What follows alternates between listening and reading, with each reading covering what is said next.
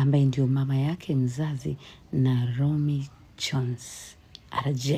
Na RJ na Diamond Platnumz mama zao ni ndugu, mpaka ndugu tena. Na inasemekana RJ baada ya kuoa tu seke kubwa limeibuka. My TV tumezungumza na mama yake RJ.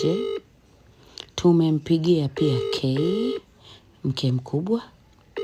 Yes. Lakini tumempigia pia mke mdogo. Poleni sana mama RJ. Kwani imekuaje? Maimasa, mimi nakaa wapi? Nakaa Salasala. K anakaa Salasala. Lakini mimi mwezi wa 7 nafikisha mwaka, hata kwangu hajawahi kuja. Hata kunipigia simu, hata kunisalimia. Umeona ndugu yangu, mimi na makosa gani hapa? Si mlikuwaga marafiki nyinyi? Ndugu yangu. Hata tu. Pole dada, si mlikuwa marafiki nyinyi? Mwanangu sasa si marafiki tu. Binadamu bwana, kiache ndugu yangu. Mimi ndio maana sipendi mambo ya mitandao, naogopa sana. Na nasikia Romy kaoa kimwana. Romeo? Nasikia kaoa kimwana.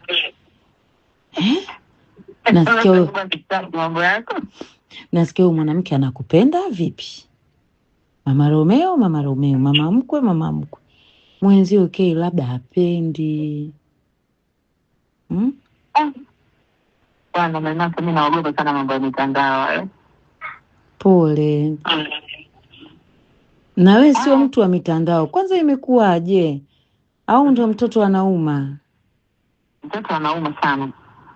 Hivi yule mwanao mmoja tu Mimi na watoto wawili tu. Jamani. Wewe unajua mwenyewe mwanangu hapendi kuongea sana. Hiyo ndio shida sasa. Hapendi kuongea. Kwanza unajua hamna kitu kinachoniuma kama hiyo, mara umwambie tasa, mara umwambie azai, hiyo inaniuma sana, lakini nakuwa nanyamaza. Natamani siku moja kusema, wajie unaweza ukaingia kwenye Instagram watu wakakutukana, lakini sasa leo nikasema sijali kutukana. Kwa hiyo mwanangu anazalilika. Na ukiangalia naye mtoto anaye, watoto wawili anao. Lakini anaheshimu ndoa yake, hajawahi kutoa hata siku moja watoto wake. Wewe, wanaishi wapi wanaye? Nje tu. Ulaya? Mbona hatujui sisi jamani? Bwana, tuache tu.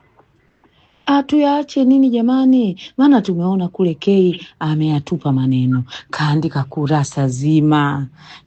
Mama mkwe naye leo umetudokeza. Jamani, tuambieni msiache. Msije mkaleta mtafaruku.